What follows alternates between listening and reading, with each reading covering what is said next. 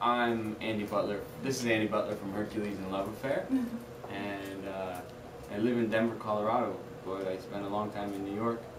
And now I mostly spend my time in other places, traveling and playing music.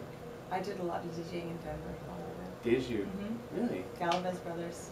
Really? Andre and Phil? Yeah, Andre and Phil, yeah. That's crazy. They just started doing stuff again. Oh, really? Yeah, it's We'll weird. talk about that after. Okay, so our first question is, I think, you know, the Neon Crew would say that you have arguably one of the best collection of records in the history of collections of records.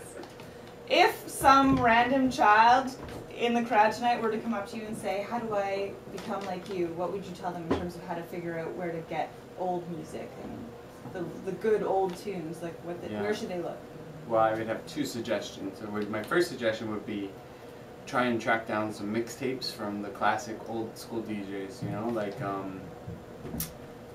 of course, if you can get early, like the late 80s warehouse, you know, Ron Hardy tapes or something like that, that would be good. But 90s tapes, you know, you can go find a Mark Farina tape from 92 or 93 and you're going to hear really cool stuff. San Francisco Crew. San Francisco Crew, yeah. Garth, Doc Martin, yeah. all of them. But I guess the other thing I'd say is, like, it's important that you pick up the weird looking records. Don't like throw your idea of what cool is out the window and pick up a record that you might not normally pick up, because sometimes those weird off-looking records are the real deal.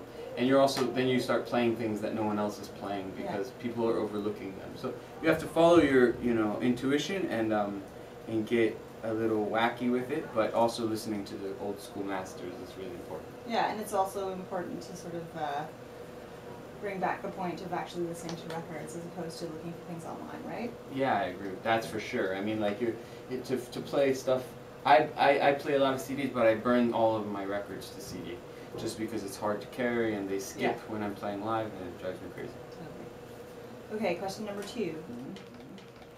Choose a city, Detroit or Chicago? Ooh.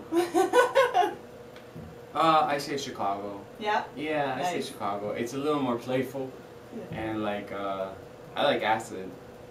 I used to really like acid. And I still really love acid house music, so. Yeah, definitely. Well, it shows in what you play, and I mean, you do have a great Detroit influence as well, but I think that I definitely feel that Chicago vibes. You know, my partner is from Detroit, my boyfriend. Oh, really? And he's been DJing as long as I have. He has arguably as good a collection as I do, but he's turned me on to a lot of underground Detroit stuff that I didn't know. So it's hard. I love Detroit too, so it's a toss-up. Okay, final question. What's your favorite Sunday activity? Sunday. Or Sunday, you know, if you say not Sunday necessarily, but your favorite, like, down day activity, your favorite thing to do on the day that you don't have to do any other shit. It's really embarrassing, but I like to watch Bravo.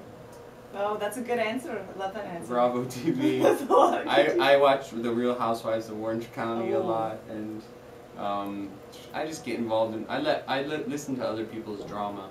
For some reason, that's like what I'm like it's like catharsis. I'm like a mean girl, like Lindsay Lohan or something. You know what I mean? But aside from that, like, I might go bowling. That's my other favorite thing to do. That's good. Thank you very much. Yeah. We very much enjoyed your set tonight. Thank you.